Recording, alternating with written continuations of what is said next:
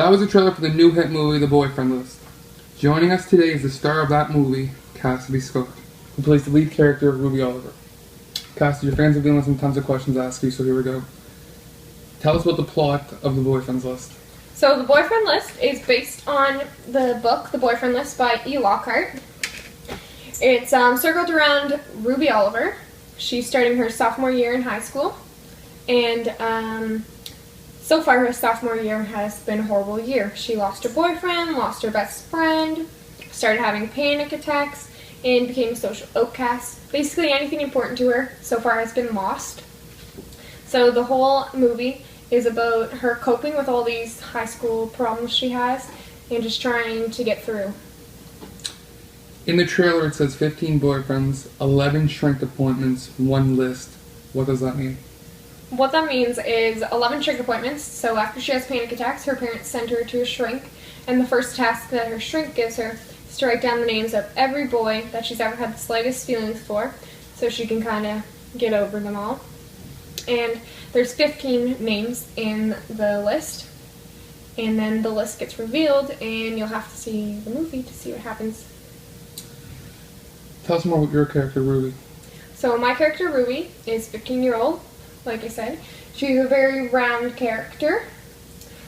She's really shy and scared. We find that out after her life takes a turn for the worst.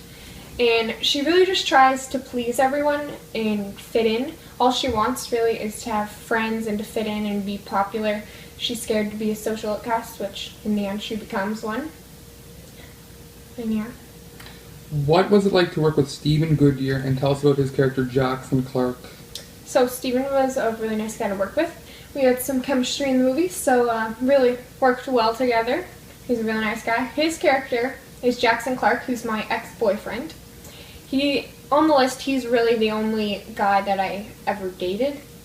So he is really important to Ruby in the book, and she becomes really emotionally damaged by him. So Jackson, we only see him through Ruby's perspective. So in the beginning, he seems really nice and sweet, and he does all these nice things for her, buys her gifts, and really tries to help their relationship. But then after he breaks up with her, then we see him through her eyes as a really mean person and horrible, and she just really highlights all the rude things he does to her, none of the good. What is the significant part in the movie?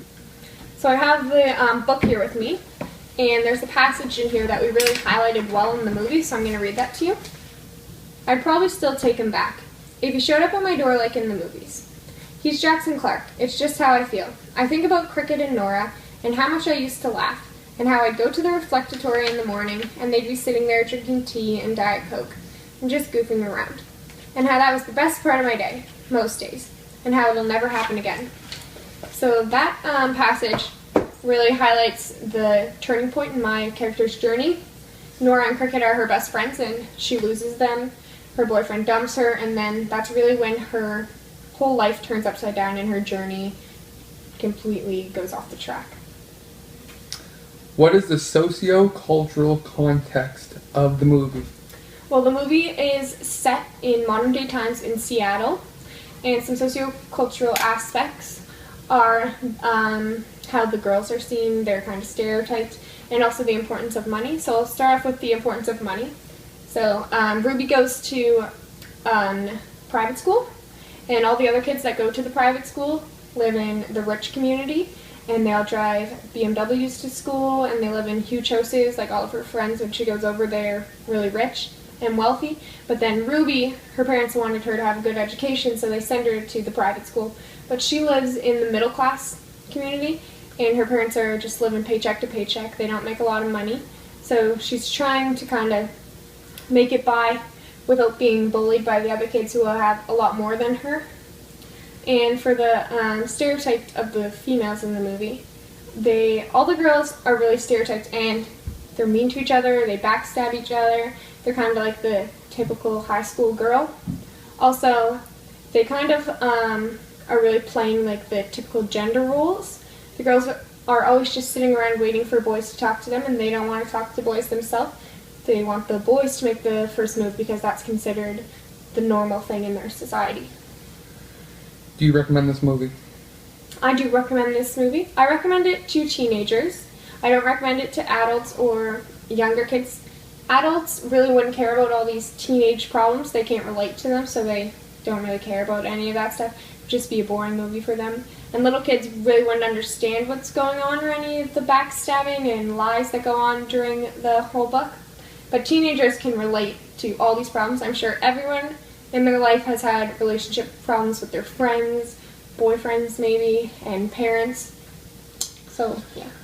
Will there be a boyfriend list too? Yes. The ending is kind of, it's not the greatest. It really leaves you hanging.